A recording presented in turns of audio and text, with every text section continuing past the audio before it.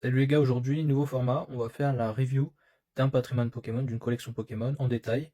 On commence tout de suite. Alors pour ce premier format, j'ai pris l'utilisateur Equity Calculated sur mon époque.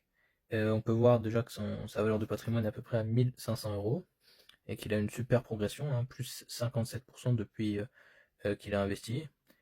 Qu'est-ce qu'on a de sympa? Qu'est-ce qu'on peut voir déjà?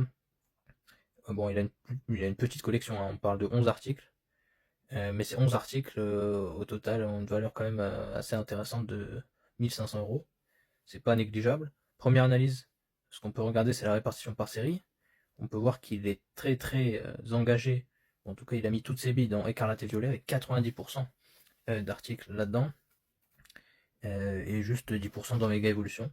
Donc moi, ce que je conseille, c'est surtout de diversifier.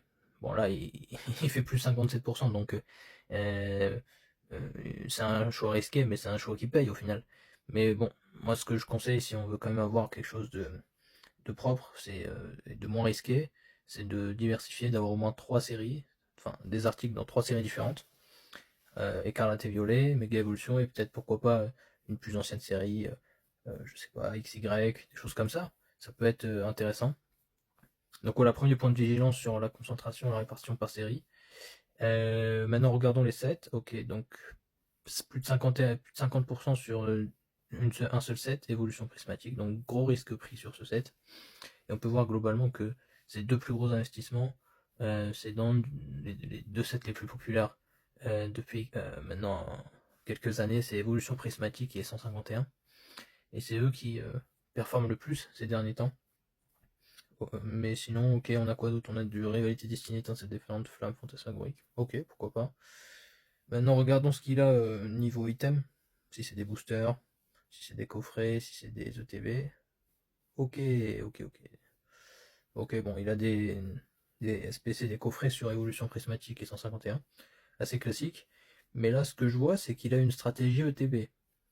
Vu qu'il a presque pris un ETB par set par set qui est sorti. Et ça, c'est intéressant. Il a fait presque un DCA, hein. On va dire un investissement régulier.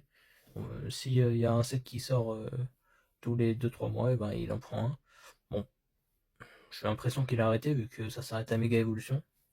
Ce serait dommage d'arrêter, c'est une bonne idée en vrai. Faire un DCA, un investissement régulier sur des ETB, sur une classe d'actifs comme ça peut être pas mal et ça peut rapporter gros.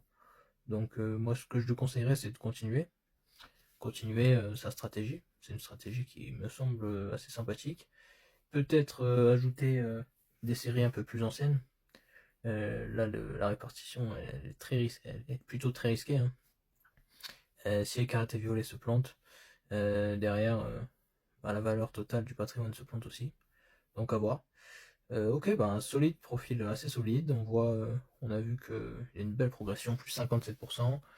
Et voilà, une petite stratégie ETB qui est pas mal et qui a étudié, qui peut être reproduite. Bref, première analyse de patrimoine. N'hésitez pas, si vous voulez que je fasse une analyse, à me mettre votre identifiant en commentaire. Et je vous retrouve tout de suite sur Mon Époque pour ceux qui n'ont pas encore installé Mon Époque. Ça va vous permettre de suivre et d'investir dans Pokémon. Allez, ciao ciao.